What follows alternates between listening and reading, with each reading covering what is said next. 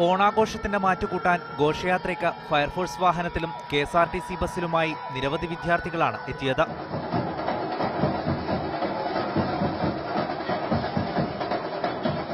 Fire force വാഹനത്തിലെ വെള്ളം ചീറ്റി shower ബാത്തും നടത്തി. JCBയും ട്രാക്ടറും ക്യാമ്പസിനകത്ത് കയറി. പോലീസും മോട്ടോർ വാഹന വകുപ്പ് ഉദ്യോഗസ്ഥരും സ്ഥലത്തുണ്ടായിരുന്നുവെങ്കിലും അവരോ കോളേജ് അധികൃതരോ കുട്ടികളെ പിന്തിരിപ്പിക്കാൻ ശ്രമിച്ചില്ല.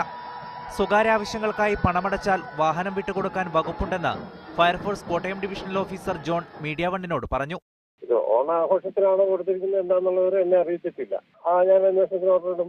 അത് ജില്ലാ ഓഫീസർക്ക് കൊടുക്കും, ഡിസ്ട്രിക്ട് ഓഫീസർ. സംഭവം അന്വേഷിക്കാൻ ഉത്തരവിട്ടിട്ടുണ്ടെന്നും അദ്ദേഹം കൂട്ടിച്ചേർത്തു.